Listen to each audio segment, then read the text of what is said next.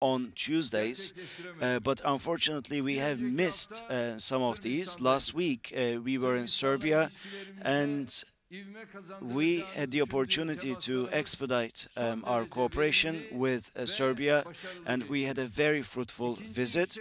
And the second high-level cooperation council took place, and we signed 9 agreements with Serbia as a result.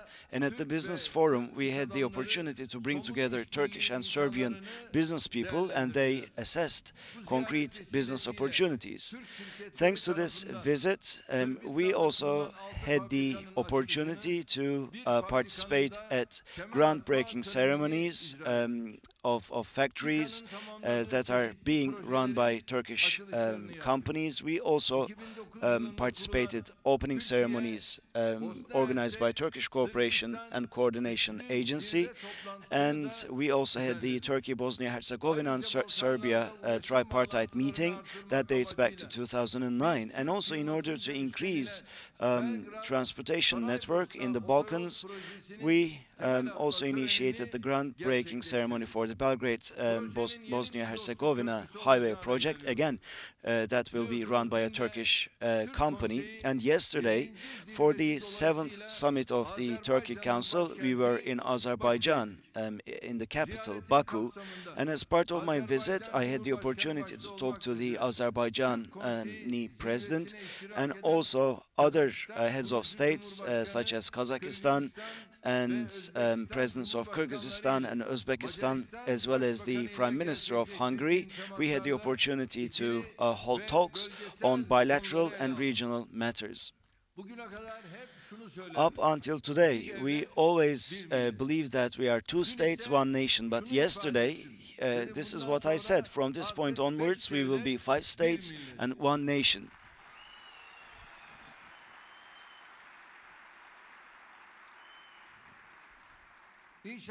And inshallah, with the inclusion of Turkmenistan, we will be 6 states, 1 nation, and as such, we are going to be much stronger in the region. As part of our visit, we had the opportunity, like I said, discuss many matters that pertain to our region, that pertain to our countries. And last year, Uzbekistan was the honorary guest at the summit, and this time around they were a full-fledged member. And Hungary, just like last year, they were with us as an observer state, and with their participation, the Turkey Council is now stronger than ever. And also in Budapest, in Hungary, there is going to be a representative office for the Turkey Council, and from this point onwards, within Europe, Turkey Council will have a representative office. And at the summit, we also had the opportunity to bestow upon the founding president of the Kazakhstan Republic, Mr. Elbaşı Nursultan Nazarbayev, the honorary president title of the Turkey Council. With Turkpa, Turkish Academy, Turkish Culture and Heritage Foundation, the Turkey Council Coordination Committee is going to work in the future to strengthen these ties of cooperation. And the 8th summit hopefully will take place in Turkey next year. Because of these visits that took place over the last 2 weeks, we had to postpone our group meeting, and we decided to hold this meeting today on a Wednesday. And by the way, all our members of the parliament, all our directors, their families, on 4th till 6th of October in Kızılcahamam got together at the 29th consultation and assessment meeting. And right now we are seeing, we are actually initiating a new period for the 7th Ordinary Congress of AK Party, and hopefully these consultation meetings will help us in the future. And also we have very important preparations, very important draft legislations pending at the Parliament. The first package of the judiciary reform is chief amongst them, and hopefully that and the rest will be followed up on by our colleagues. But But I'd like to draw your attention to one thing. Our members of the parliament, in terms of participation at parliamentary sessions, they need to do more, because the heads of the group have told me that we need to increase participation in parliamentary sessions. It is not becoming of us to be engaged in such a lack of interest. Dear friends, on Tuesdays, Wednesdays and Thursdays, we need to be vigilant. These are 3 days where we need to be at the parliament. We need to dedicate these 3 days to the parliament as an exemplary party, as AK Party. If we fall short of doing that, then it would be such a great shame on us. We need to be sensitive about this, especially when we are going through difficult times such as this. We need to be super careful. You shouldn't be out there in the gardens. You shouldn't be dragged into the sessions. This is a personal wish that I would like to share with you all. And also, as the People's Alliance, we need to make sure that our parliament works efficiently, but your participation is key for that to happen. We believe that on any topic that will be to the benefit of our country and nation, we will be ready to cooperate with other political parties and other members of the parliament under the roof of the Grand National Assembly. And also, we are not going to let the parliament to be locked down, to be rendered ineffective, to be rendered futile. We're not going to bow down to any such attempts. And once again, I hope that the new legislative year brings auspicious results to our parliament, to our country, and to our members of the parliament.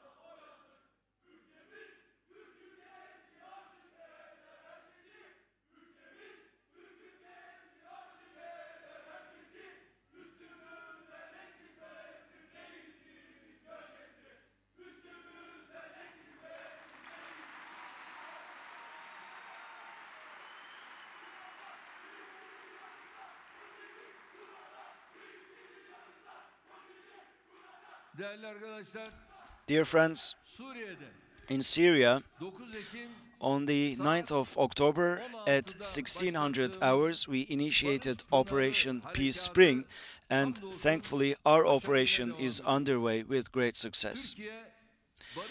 Turkey did not come to this point of initiating Operation Peace Spring overnight. This whole issue goes back 35 years in terms of our counter-terrorism efforts, and in terms of the Syrian issue, it is a history of 8 years.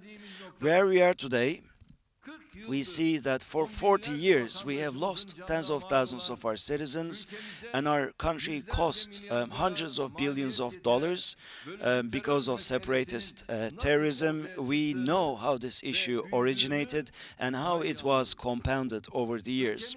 Our country, under every condition, has done whatever it had to do to act as an ally.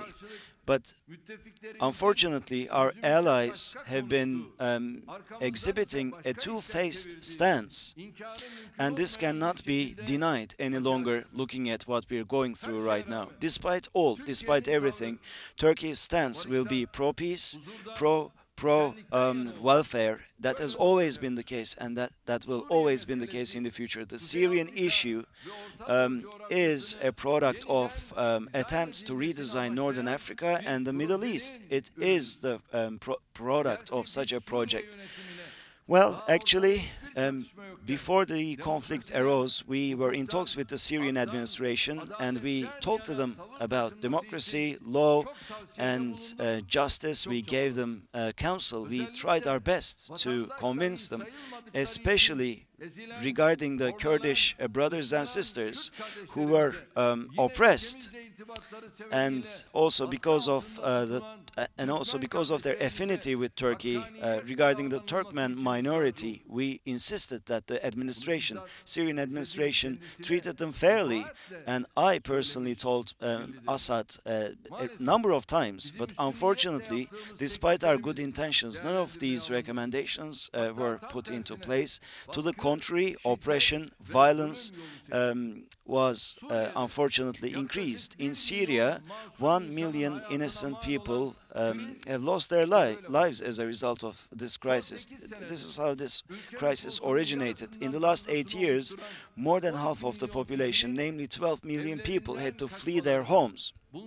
And half of these people had to flee the country because of these ongoing armed conflict. 6 million people who fled Syria. Out of 6 million people who fled Syria, 4 million actually came to Turkey to seek a safe haven. 3.6 million of these are Arab, Turkmen, of Turkmen descent, some Chaldean, some Yazidis, but 350,000 of these people are of Kurdish descent, and these people fled Kobani to seek refuge in Turkey. Right now, 4 million Syrian people, refugees, are living with us in Turkey. Let us not forget, almost all of these refugees are Arab, and unfortunately,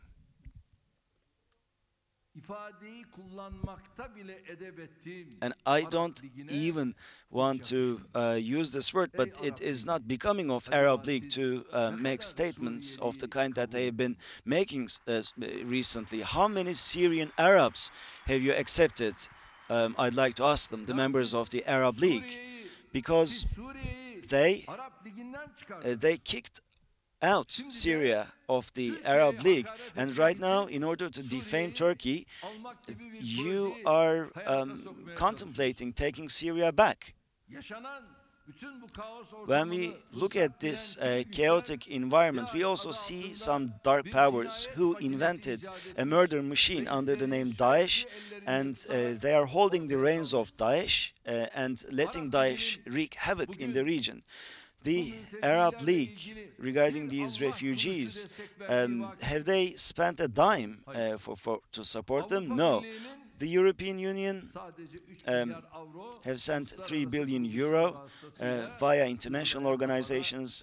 That's what they have sent to the Turkish Red Crescent. The promise that they made was 6 billion euro, but whether or not we receive that sum, so far we have done whatever we had to do. We have spent more than 40 billion US dollars thus far. When we look at areas where Daesh are active, where they are engaged in massacres, well, actually, all of these places are places where ancient peoples of our geography live. This organization has nothing to do whatsoever with Islam. They're a violent organization, and they're the biggest bane for Islam and for Muslims. Even now, today, in the region, in front of every positive step that can be taken for Muslims, the Daesh factor is brought about as a hurdle. Those who conceived of Daesh, who supported them and who directed them, these countries are exhibiting an anti-Daesh stance today. But we know who played what role. We know very well who is behind what. Now, actually, it was Turkey who initiated the collapse of Daesh in the region. Where did we do that? In El-Bab. 3,000 Daesh militants were neutralized by Turkey in that area, but supporters of FETÖ and other detractors have always been anti-Turkey, alleging that we haven't been heavy-handed against Daesh. So, just like a balloon, this organization was inflated, but we revealed their true colors thanks to the Euphrates Shield operation. In this operation, like I said previously, 3,000 terrorists were neutralized, and as such, we burst the bubble of Daesh. Actually, right after the Euphrates shield, we reached out to our allies and we wanted to discuss Raqqa, Deir ez-Zor, and we wanted to liberate other areas held by Daesh. And actually, we prepared action plans. Everything was ready, but it looked rather unexplainable at the minute, but at that moment. But now we know why. Our allies decided to side not with Turkey, a legitimate ally, but with a terrorist organization such as PYD and YPG, and still they are siding with them. When terrorists were engaged in an attack in France, we were in France to commiserate with the French people. But when Daesh killed 50 people in Turkey or 100 people in Turkey, when they were engaged in suicide attack bombs, we couldn't see anyone right next to us. It's not about Daesh, it's not about the PKK. I think it is about the execution of a project, about the region that we live in, and every step that we took revealed this fact once again. As a result, there were two paths in front of us. Either we're going to be accepting the role that was bestowed upon us by Europe or by America, or and acquiesce or sacrifice ourselves, or we would engage in a battle.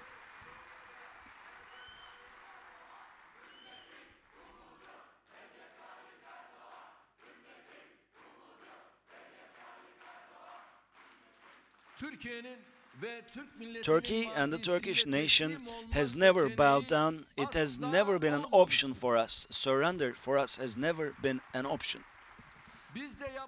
We did what we had to do, and we raised the flag of struggle with our nation.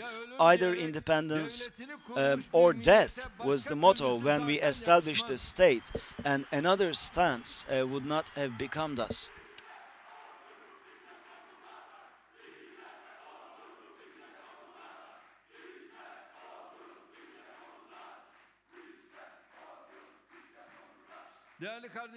Dear brothers and sisters, in Syria, the operation that Turkey initiated eradicated the Daesh threat, and after that we were confounded by a very strange picture indeed. On the one hand, the regime was massacring hundreds of thousands of people and causing millions of internally displaced people. On the other hand, PKK, YPG, with the infinite support of 1 million Arabs, Kurds, Turkmens, Syriacs, they were displacing these people, and they were creating a terrorism corridor right in front of our very eyes, along our border. Those who are sensitive about the so-called civilian losses, none of them actually raised their voices around that time. We were trying to save the lives of 4 million people in Idlib. We were working tooth and nail, and all we heard at the time were some weak voices of support.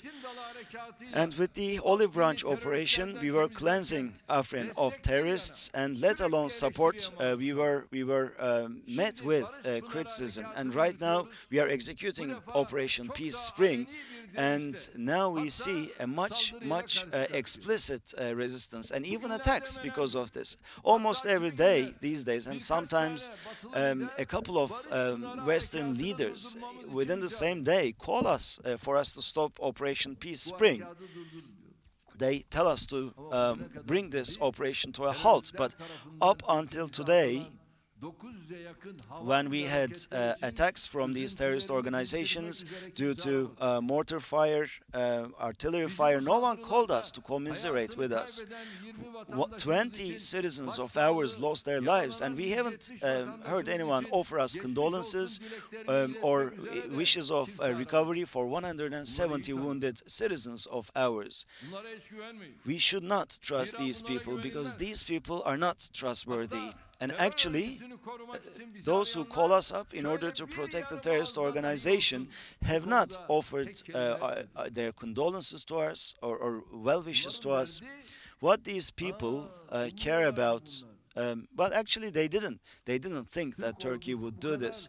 They didn't think that the Turkish army would make such great strides in such a short time. Now the whole situation has turned upside down, and now they have started to call us.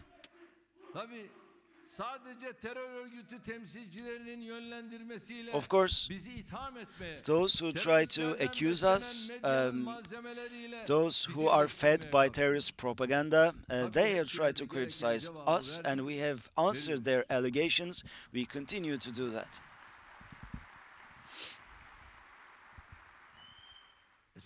Actually, what we are confronted with right now is nothing new. We were confronted with the same attitudes in the past. Overnight, we lost 251 citizens. They fell martyrs on the 15th of July, coup attempt, and only a handful of friends called us to lend support. We were isolated otherwise. No one has asked us so far how they could help us in our counterterrorism efforts. They believe the allegations of the terrorists, and they try to defend the interests of terrorists. So now I would like to call out to them. I would like to call out to the Western world. I would like to call out to the Arab League, and also I would like to call out to everyone with conscience and a sense of justice. I would like to call out to them all. This picture will definitely change.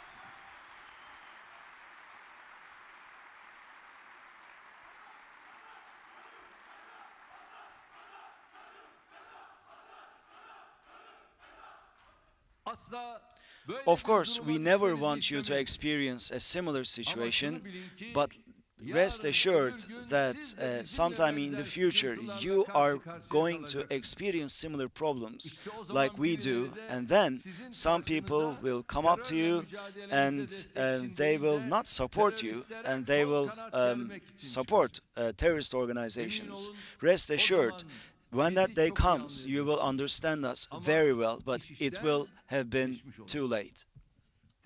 When terrorists knock on your door, when they infiltrate into your borders, when your citizens die and get wounded because of bombs, when your cities are beset by suicide bombers and terrorist attacks, when members of the terrorist organization are protected by countries that you think are allies, when they are treated with utmost respect, when these things happen, what will you tell those who support terrorists? How will you behave towards them?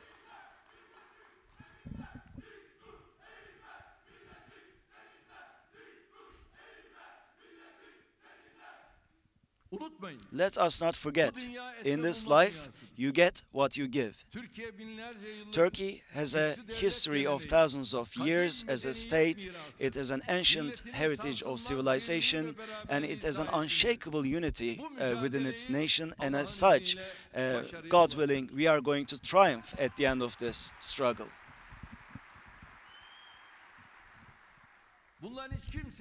No one should doubt this. But when that dark day comes, what will you do?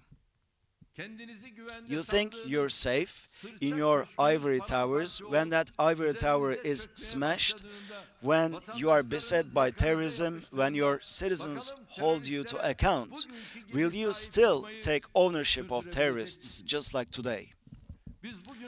So far, wherever there is bloodshed of the innocents, wherever there's the oppressed, wherever there's the downtrodden, we have always tried to help them and run to their aid with all our capacity. And inshallah, in the future, we will continue to do the same. When terrorists start to hurt you, this precious nation will nevertheless be right by your side. That's why I say the following: let us recognize the vehemency of this picture. Do not meddle in Turkey's affairs if you're not going to support us. I would like to call out to NATO members as well, and I've said this recently as well. The PKK, YPG, when have they become NATO members? How come NATO member states are defending YPG and PYD? How come they are siding with them? How come they are giving them all sorts of support, weapons, ammunition?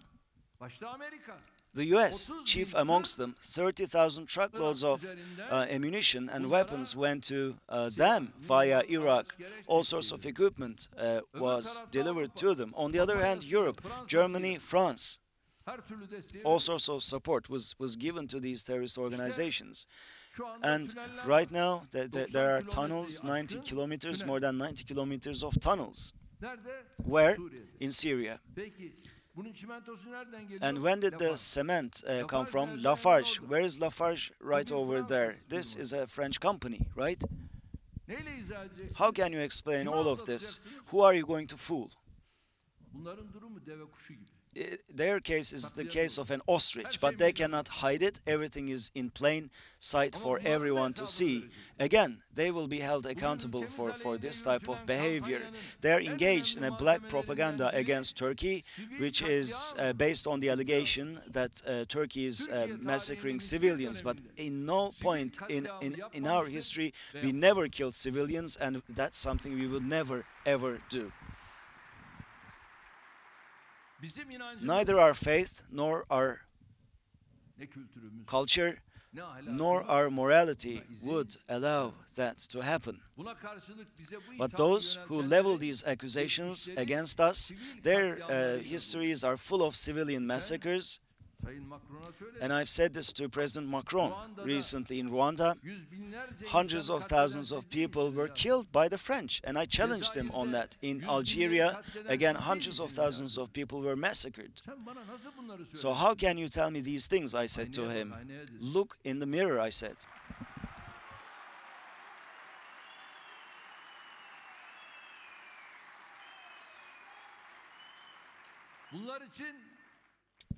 For these people, you know, when we look at Africa, in African textbooks, you see all sorts of atrocities committed by these countries. All of these people, unfortunately, their histories their past is full of such dark affairs. Regarding Syria, without a shame, they allege that we kill civilians. They level such accusations against us. Let me say this much to them: if you want to see massacring of civilians, look at Aleppo, Idlib in Syria, Haseke and Raqqa, Deir ez-Zor, Dera, and look at places where Turkey has not been in Syria if you want to see the massacring of civilians. And of course, that is not enough. If you want to see massacring of civilians, take a hard look at Afghanistan. If you want to see massacring of civilians, take a look at Arakan.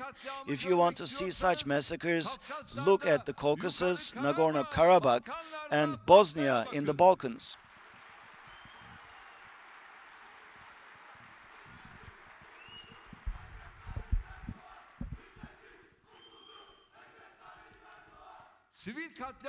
If you want to see civilian massacres, look at Cyprus before the Turkish intervention. If you want to see civilian massacres, look in front of your very eyes where Muslims are intentionally killed on the streets in Palestine.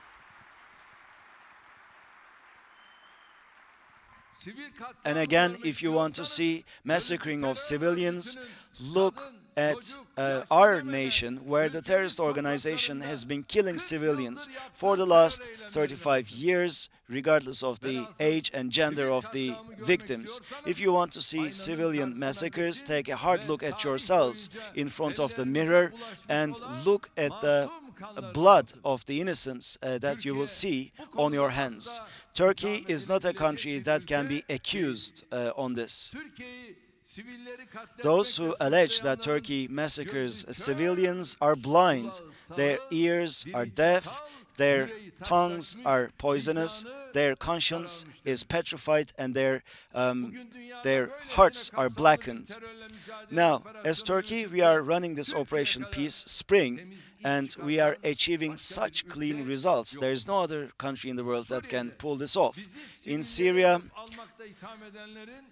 there are those who allege that we target civilians, but remember their Syrian operation, their own Afghanistan operation. I'd like to warn them by saying this. Every day, there were civilian targets hit houses, schools, hospitals, marketplaces, streets, weddings, and buses. These allegedly erroneous incidents that would make us ashamed to be a human. But in all our operations, be it domestic or international, we always protect and uphold the rights of the civilians, even at the expense of endangering the lives of our service people. No one can allege that we are intentionally killing civilians. At Operation Peace Spring, terrorists have been targeting our troops from houses, from parks, from churches, mosques, schools, from hospitals, so that we retaliate and so that there are civilian casualties, but we have never retaliated in kind. From churches, for instance, with snipers, they have been shooting at us. Why? So that we hit the church, but we've never done that. Because that was a place of worship. That is how sensitive we are. We have always waited them to evacuate such places, and you know, this was not in our own territory. Mind you, this was in northeastern Syria, and they created this bubble of disinformation, saying that we were bombing places of worship. This is what they try to say about us, and unfortunately, in the West, the Western media try to manipulate this. We follow terrorists closely, and as soon as they got away from civilians, we neutralized them.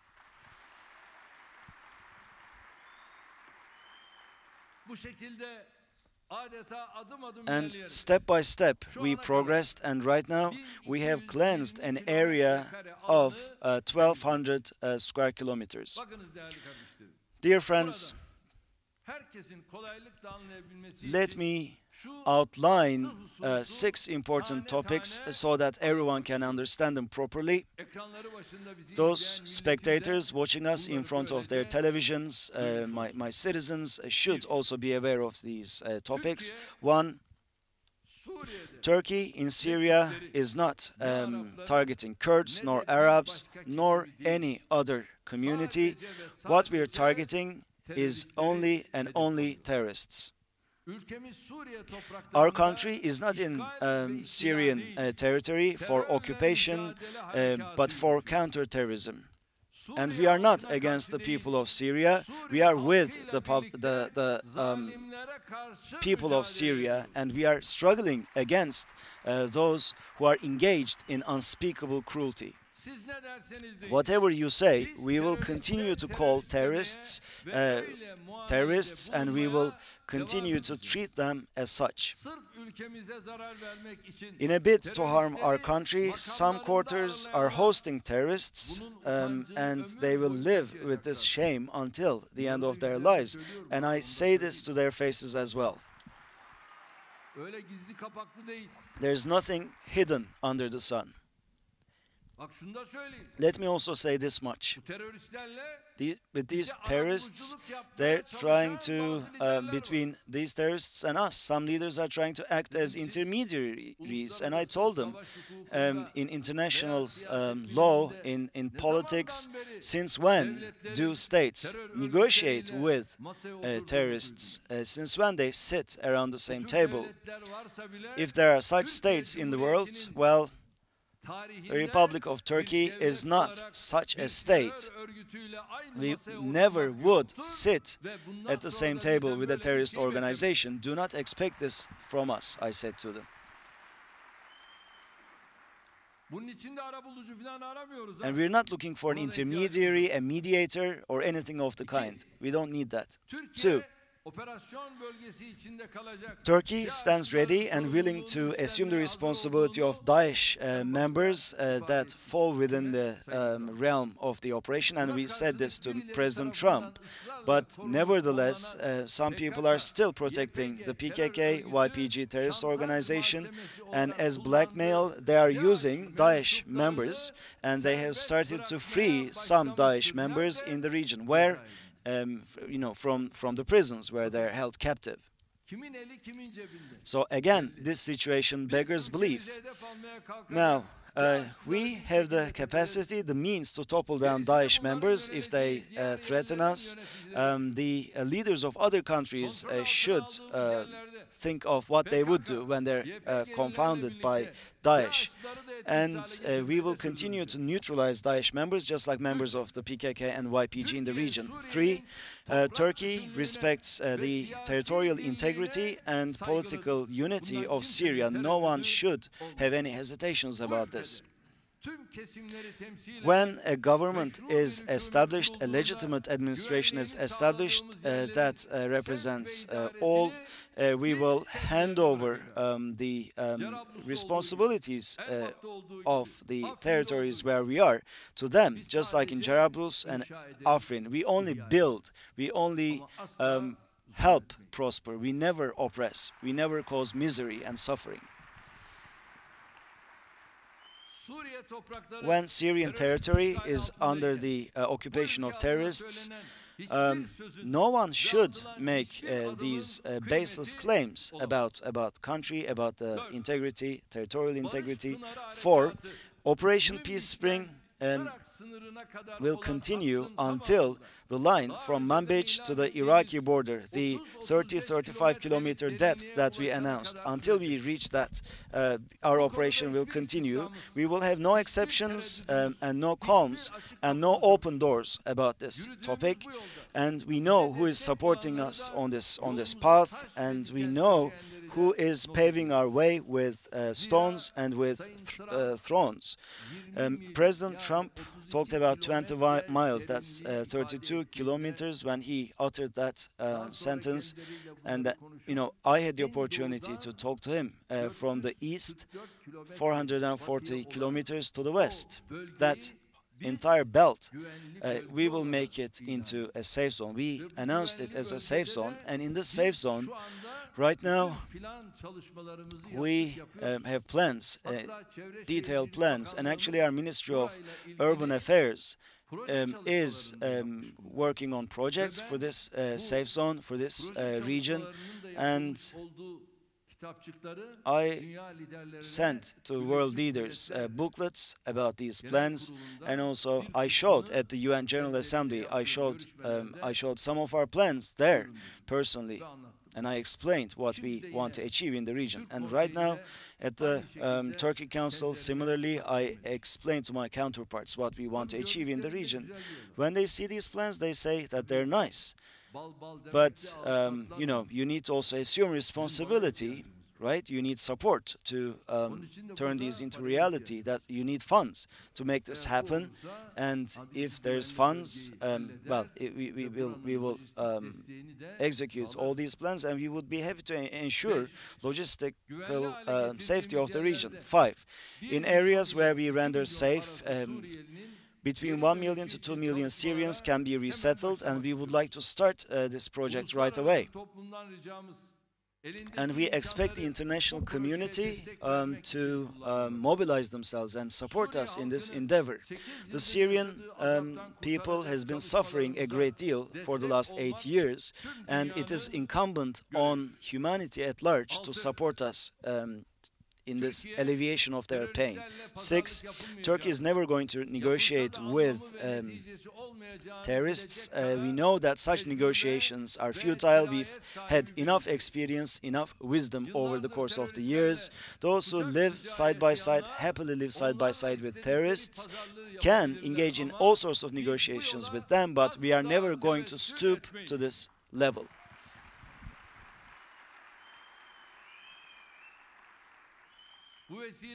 Taking this opportunity, I have a few words for those who call us up and make demands for terrorists. If you have such good relations with the terrorist organization, if you love them so much, if you support them so much, and if you don't care about innocent bloodshed, but if you care about the quashing of the heads of the terrorists, if you love them so much, and if you don't care about Turkey's alliance, then we have one proposal for you.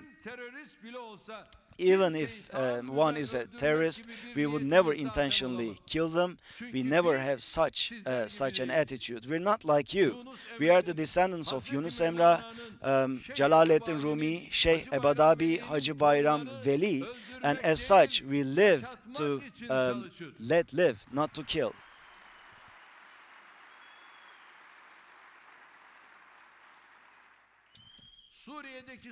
Here's our proposal for a shortcut or for the resolution of the conflict in Syria.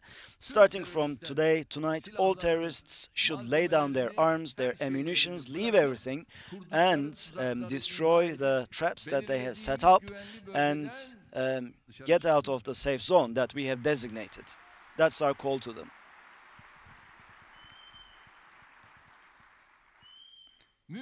If this is done in the region that is from Manbij to Iraqi border, then Operation Peace Spring will have reached a conclusion, will have become successful. Everyone who cares about the people of Syria should immediately support this proposal.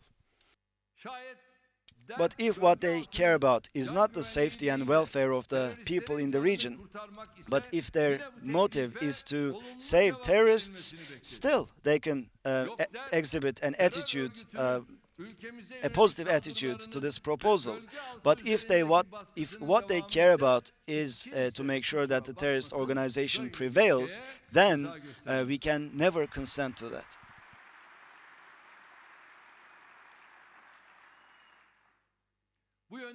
We are never going to bow down to implicit or explicit threats or any similar proposals, and I think our attitude so far is a testament to that. Operation Peace Spring is an operation that we take very seriously, and we have not made any promises to any party about this operation. But before Operation Peace Spring, I had the opportunity to talk to the US, Russia, and EU member states, NATO member states. We explained what we wanted to do to all of them. We informed them all. It's not like we started this this operation caught them unawares. When they asked us, we told them that we wanted the terrorist organization to go above 30 kilometers from our borders, beyond 30 kilometers, from Manbij to Iraq. We want to control a depth of 30 to 35 kilometers. Only then our operation will come to an end. Until we reach that goal, no power can stop us.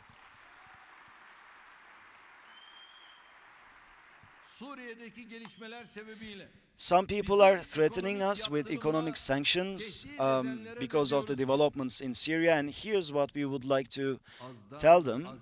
Those who are big stand more to lose.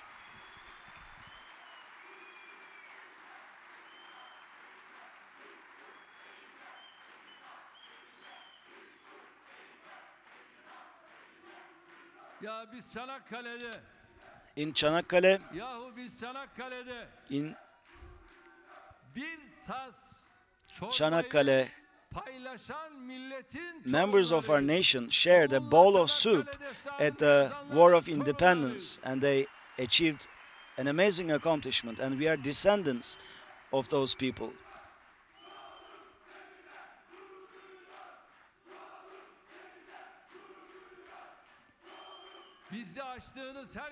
Every wound that you inflict on us will be inflicted in a greater scale on your economy.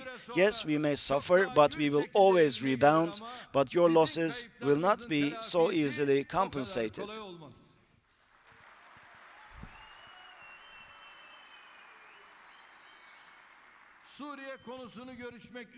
Everyone who is going to visit us or call us to talk about the Syrian issue should be aware of Turkey's unequivocal stance that is quite reasonable, that is quite transparent. They should take this stance into account when they prepare. Otherwise, it would be a waste of their time and a waste of their energy. Let's think about it. Some people are trying to sanction us against our entry into their countries. They should think well, think hard and well. What does this mean? You are prohibiting citizens of Turkey from entering your country, and the only thing that we would say to that would be, so be it. What happens if we don't go there? Would we go bankrupt? Would we be finished? Is there such a thing? Are we too interested in your countries, in visiting your countries? Let's again think about it. Against myself, my family, and my ministers, 4 or 5 ministers, are being threatened with visa sanctions. If you know the first thing about politics, you shouldn't be engaged in such an action. Politics is not about being emotional. Politics is about rationality. Yes, it's about running people, but it's about running a country as well.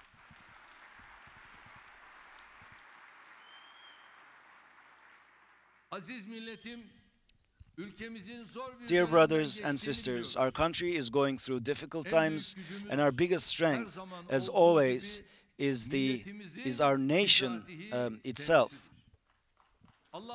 Thanks to God's help and the support of our nation and the prayers of our friends, we are going to triumph at the end of this process. We have no doubt about it. What we're going through right now reveals that the Syrian issue is not just about the Syrians. The real target actually is us and our country and the welfare and the perpetuity of our country and the survival of our country. And Article 5 of NATO must be put into practice, and Adana Agreement, because of Adana Agreement, we are running this operation. Of course, right now, I don't know about coalition powers, who invited them to Syria, right? It wasn't the regime, I know that much. So, why are they in Syria? But Russia was invited by the regime. So, who is invited, who arrived uninvited? It's so evident. If a tree has strong foundations, strong roots, it will not bow down to any wind. Luckily, we are a nation of strong roots that date back millennia. If needs be, we would be willing to confront even the greatest powers in the world, in order to protect the pride and integrity of this nation. Dear brothers and sisters, even if we have martyrs, even if we continue to have martyrs for God, for truth, for our country, for our nation, we will continue to proceed on this path until our last breath. We are never going to go back from this path, because we know that we will be held accountable by God ultimately, and we're not going to bow down to what is imposed on us, but we are going to do what we think is right and what we think is fair. Our ancestor Dede Korkut said famously, "O heavens and below, those above and those below, and may God bear witness that as long as you're there, as long as you're courageous, as long as you stand up tall, as long as those who side with you, walk with you, the Turkish nation will never be trampled upon."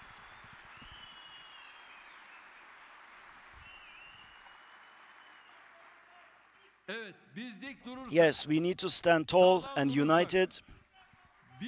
We need to get together and join our forces, and inshallah, no one will able to topple us down. With these sentiments, I would like to wish every success to our armed forces who are fighting courageously in the region because of Operation Peace Spring.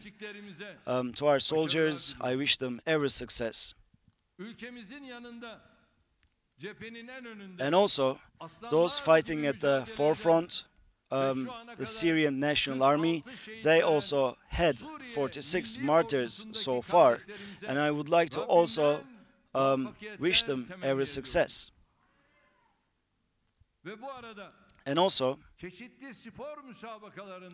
at several sports competitions, our sports people have achieved success, and they have saluted our soldiers, and hopefully that will add to their strength as well.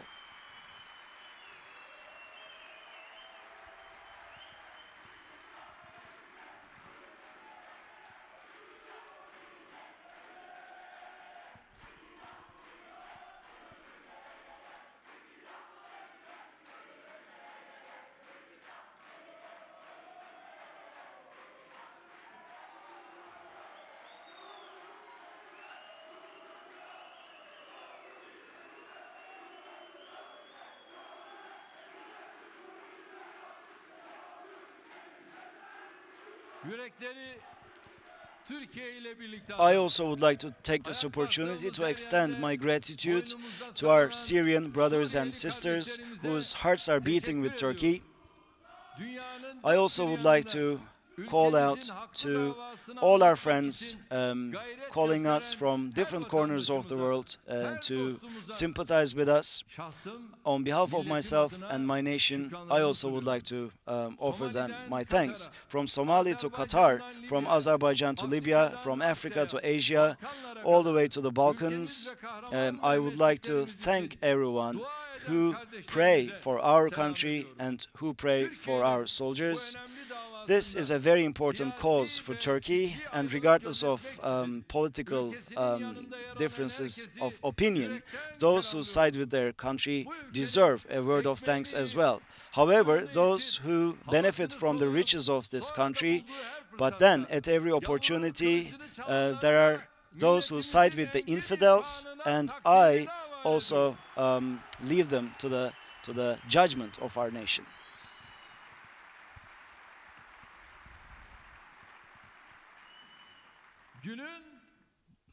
But today is not the day for fighting. It is a time to be together, to be unified in one wrist, one fist, and in one heart. We know that this is the case. That's why we postponed the discussion of this topic. Our intention, our objective is to make sure that our country, our nation, our children live in a safer, in a more prosperous country in the future. As you know, our Minister of Defense went to talk to the heads of political parties and the main opposition party, as well as Party and Nationalist Movement Party leaders were all visited by our minister, and they informed them, and they had an opportunity to explain the process to them as well. And today, Minister of Foreign Affairs in the Parliament will address an audience and inform people about what's going on. That's how, this is like embroidery for us. That's how sensitive we are. That's how all-encompassing we are. Whatever we want for ourselves, we want the same for our brothers, sisters, for humanity at large. May God bear witness. May God bear witness. May God bear witness to our efforts. Thank you.